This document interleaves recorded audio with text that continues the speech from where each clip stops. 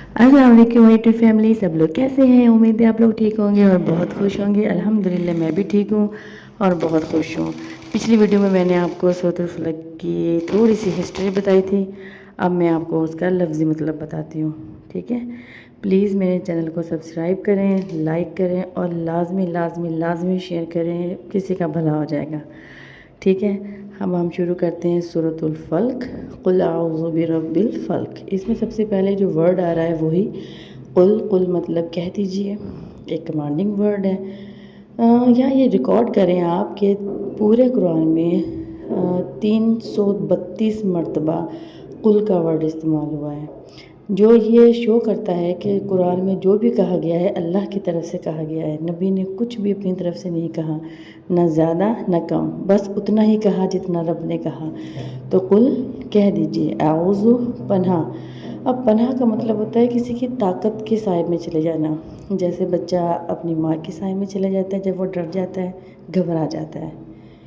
उसके बाद है बेरब्बी, बेरब मतलब केयर टेकर, और उसके बाद आता है फल्क।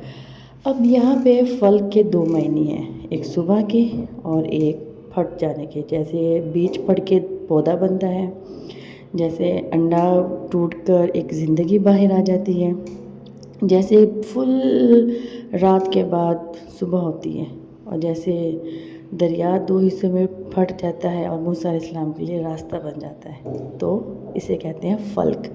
किसी हिस्से से फट के किसी दूसरी चीज़ का निकलना। ठीक है, सुबह का निकलना। अब यहाँ पे सोचने वाली बात यह है कि फल्क का इस्तेमाल ही क्यों किया। अल्लाह ये भी कह सकते थे कि कायनात का रब, ये भी कह सकते थे कि पूरे आलम का रब, लेकिन अल्लाह ने कहा सुबह का रब, जो सुबह करता है वो रब।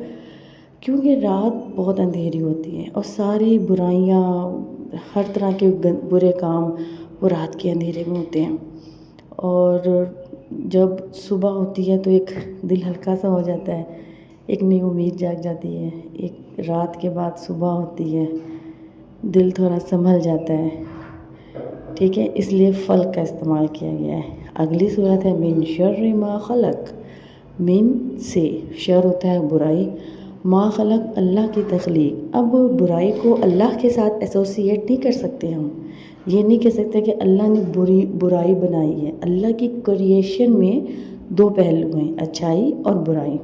ठीक है, जो भी चीज़ हम देखते हैं, जो भी चीज़ अल्लाह ने पैदा की है, उसमें अच्छाई और बुराई दोनों होती हैं। जैसे कि हम इंसान।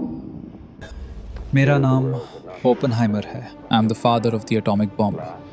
हमने एक ऐसी पावर बना दी है कि शायद अब हम सिर्फ इंसान नहीं रहे, हम मौत बन चुके हैं। वो डेथ जो पूरी दुनिया को ख़त्म कर सकती है। इसलिए अल्लाह की पनाह मांगते हैं उस क्रिएशन से जिसमें बुराई है। ठीक है, बुराई वाले हिस्से से हम अल्लाह की पनाह मांगते हैं। अगली सूरत आती है वमिन शर्रि गासिकिन इज़ा वक़ब। वमिन, और से, शर बुराई, गासिक, गासिक का मतलब है रात। अब अगर देखें तो पूरे कुरान में अल्लाह ने बहुत दफ़ा रात का इस्तेमाल किया है लैल के नाम से, लेकिन पूरे कुरान में सिर्फ एक दफ़ा इस ही सूरत में रात को आपने गासिक कहा है। ठीक है, गासिक मतलब रात का वो पहलू जो बहुत डार्क होता है, जिसमें बहुत अंधेरा होता है, जिसमें सारे जहरीले जानवर बाहर आ जाते हैं, जिसमें इंसान को बहुत ज़्यादा डर लगता है, डिप्रेशन बढ़ जाता है, अंधेरा बढ़ता चला जाता है, उसके लिए इस्तेमाल किया जाता है गासिक, बहुत गहरा अंधेरा। अब रात में नबी की हदीस भी है कि जब सूरज गुरूब हो जाए तो शैतान हर तरफ फैल जाते हैं, लिहाजा अपने बच्चों को घरों में समेट लो और अपने जानवरों को बांध लो जब तक कि रात की तारीखी ख़त्म ना हो जाए। ठीक है, उसके बाद आता है इज़ा। इज़ा का मतलब होता है जब। वक़ब, वक़ब होता है एक होल जिसके अंदर पानी डाला और पानी गायब हो गया। ठीक है, मतलब आप ये समझें कि पूरे आसमान में कोई भी कोना ऐसा नहीं है जहाँ पे रोशनी हो, हर तरफ अंधेरा है, गासिक। ठीक है ना, हर तरफ अंधेरा है। उसके बाद आ जाता है वमिन शर्रि नफ़्फ़ासाती। ठीक है, वा और मिन से, शर برائی، نفاسات ہی پھونکے مارنے والیوں سے۔ میں نے آپ کو اپنی ویڈیو میں بتایا تھا جہاں پہ تے کمپلیٹ لکھیں گے نا وہاں مؤنث کی بات ہو رہی ہوگی، لیڈیز کی بات ہو رہی ہوگی۔ اب یہاں پہ تے کمپلیٹ ہے، گول تے نہیں ہے، گول ہوتا تو مرد کے لیے بات ہوتی، اب پورا تے ہے تو عورتوں کے لیے بات ہو رہی ہے، پھونکے مارنے والیوں سے، ٹھیک ہے۔ میں نے اپنی پہلی ویڈیو میں پوری تفصیل سے بتایا ہے کہ یہودی کی بیوی اور بیٹیاں اس کے ساتھ شامل تھیں جو پھونکے مار رہی تھی اور جادو کر رہی تھی۔ اب ہے فی العقد، عقد ہوتا ہے گانٹھیں، نوڈ لگانا، ٹھیک ہے۔ نوڈ پہ پھونکے مارنے والیوں کے شر سے اللہ کی پناہ چاہتا ہوں۔